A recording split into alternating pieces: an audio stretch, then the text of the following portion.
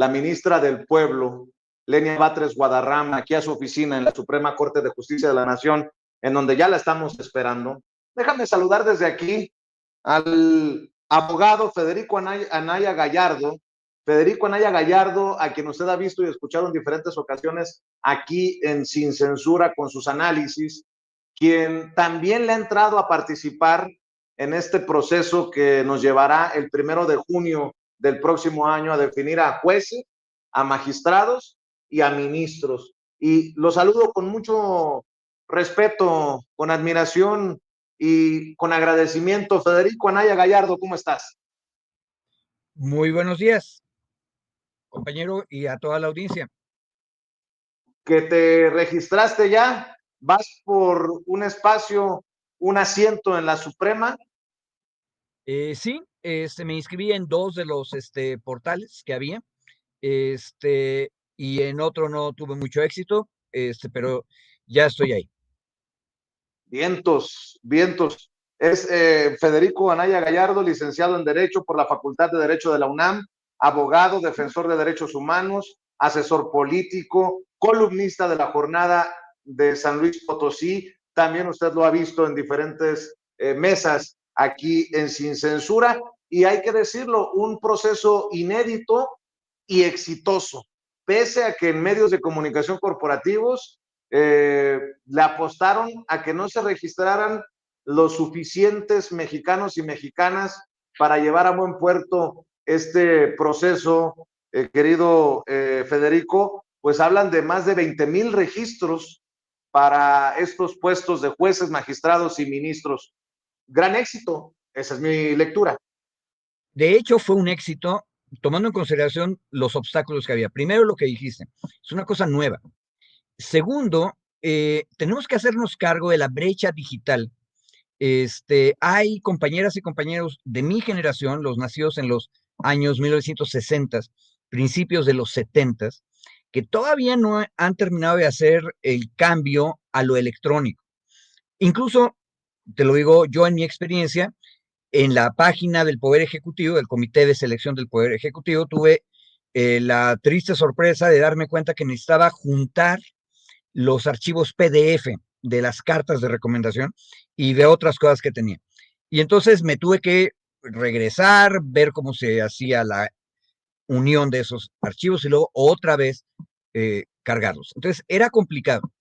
Más complicado me resultó el portal del Comité del Poder Judicial, que tenía más obstáculos de entrada.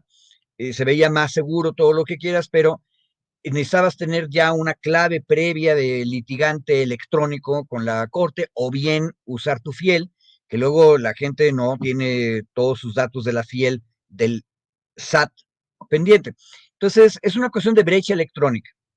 Yo creo que eso estuvo deteniendo mucho algunos de los registros, más aparte de lo natural que al final de un periodo de inscripción siempre se juntan las personas. Pero creo que fue un éxito. Ahora, habría que discutir más detalles. Eh, por Dime ejemplo, de qué detalles, a qué detalles te refieres. a ver, una cosa importante. En los Estados Unidos, por ejemplo, que ahorita estaban hablando del Centro Pew, acerca de opinión pública. Lo interesante es que en el sistema federal, uno de los lugares a donde el Poder Ejecutivo va a buscar a sus candidatos para proponérselos al Poder Legislativo como jueces federales o como ministros y magistrados, es el área de litigio.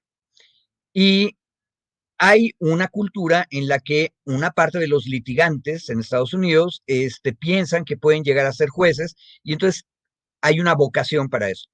Ese tema no lo hemos discutido en México y probablemente resulte que los operadores jurídicos litigantes en México están muy separados de la carrera judicial. Esa es una cosa que no habíamos discutido hasta ahora.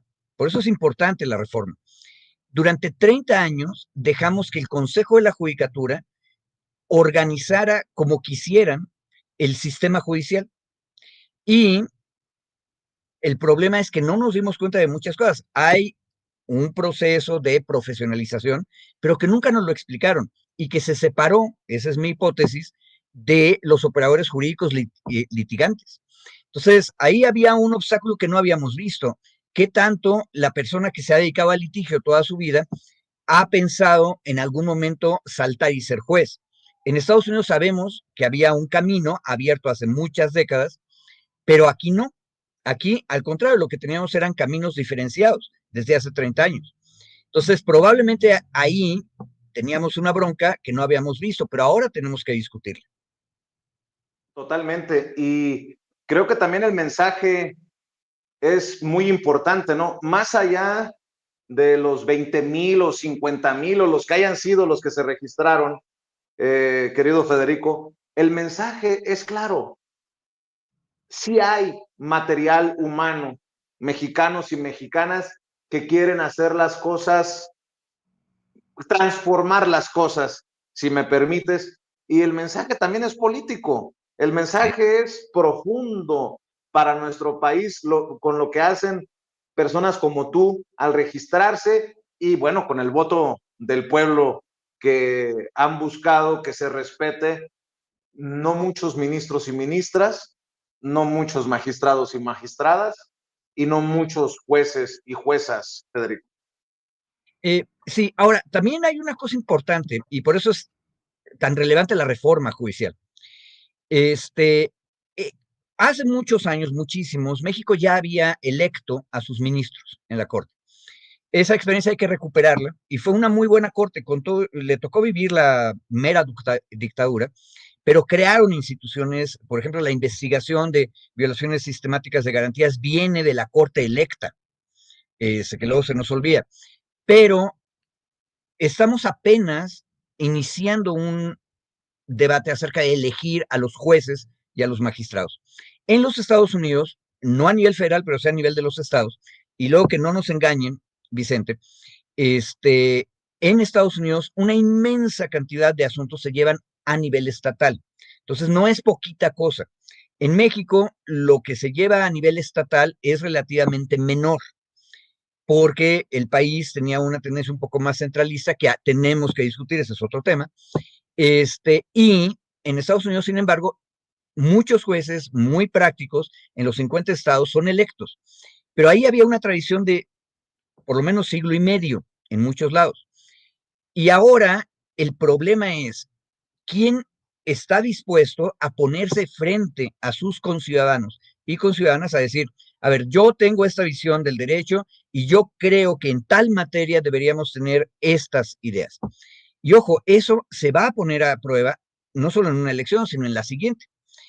Es una cosa que ha funcionado bien en muchos de los estados de Estados Unidos. Tiene broncas, que también hay muchos estudios sobre eso, pero vale la pena. Y yo creo que eso también, la novedad, como que restringió un poco a la gente, pero de que hay material, hay material. Y a mí lo que me dio gusto fue ver que al mero final sí se decidieron muchas personas más jóvenes. Eso es una cosa importante, porque si una bronca es que se había diferenciado el camino de la judicatura, de ser juez o jueza, de los litigantes, hoy en día lo que estamos viendo, espero, es el nacimiento de una tradición de participación de abogadas y abogados en este tipo de procesos electorales judiciales. Ahora, eso significa que tenemos que discutir derecho más en público, no dejar que sean los expertos o nada más los consejos de la judicatura, el órgano de administración judicial que se llama ahora, los que debatan las cosas. Y disculpa, Vicente, que sea técnico, pero un tema que hay que discutir, ¿por qué por la vía de amparo todos los asuntos civiles, bueno, mercantiles son federales de por sí, pero los civiles, los de propiedad, terminan en el Poder Judicial Federal? ¿Por qué el amparo tiene que servir para revisar cómo se aplicaron las leyes locales? Eso recarga el Poder Judicial Federal de una manera horrible, lo distrae de la defensa de garantías individuales y sociales y hace menos a los poderes judiciales de los estados.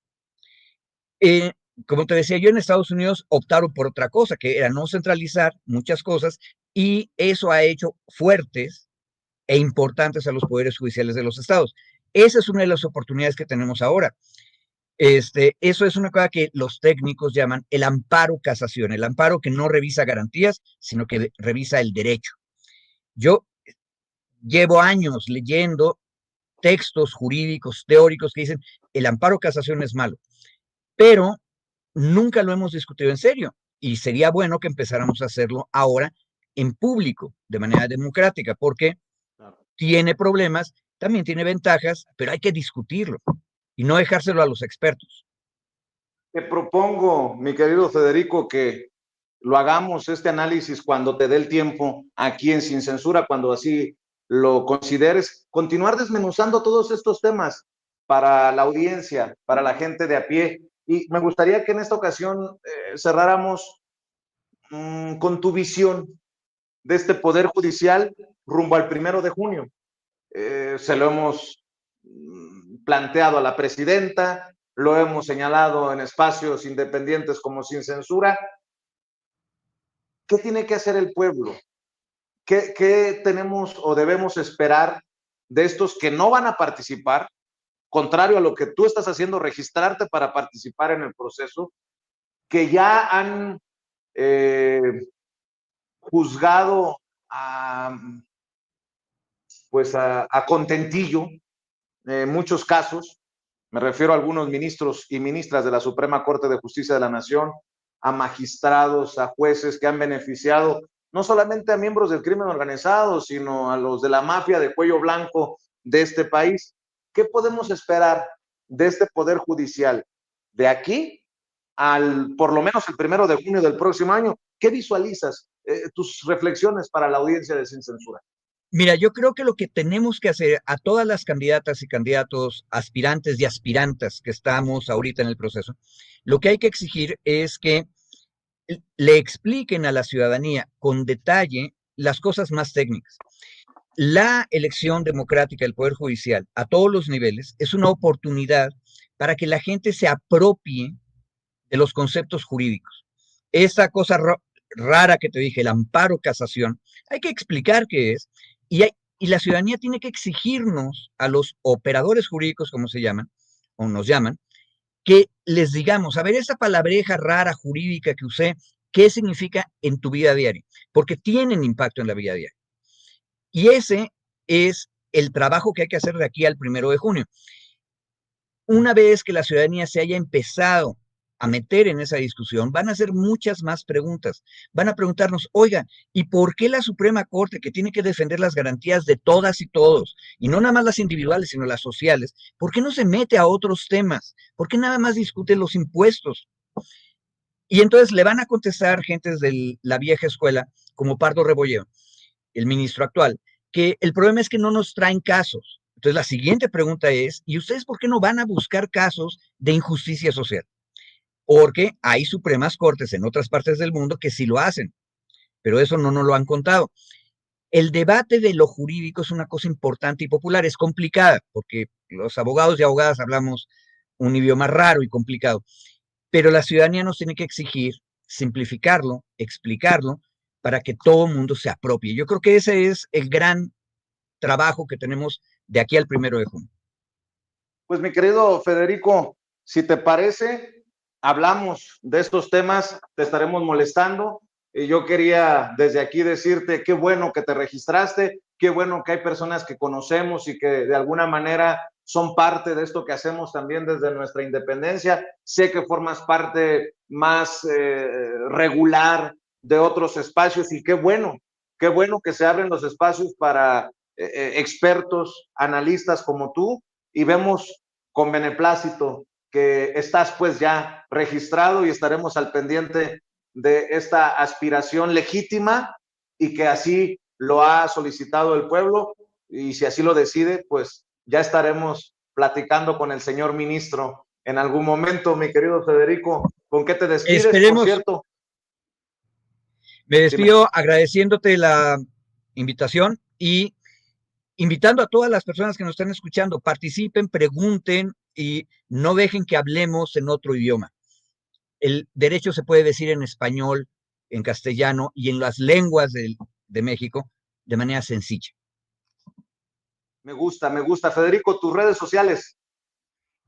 Arroba Anaya Federico para Twitter y Federico Anaya Gallardo en Facebook. Muy bien, pues Federico, te mando un abrazote y estas puertas siempre están abiertas aquí en Sin Censura. Cuídese, don Vicente, muchísimas gracias por la invitación. Saludos Gracias a al todos. abogado. Bye. Y bueno,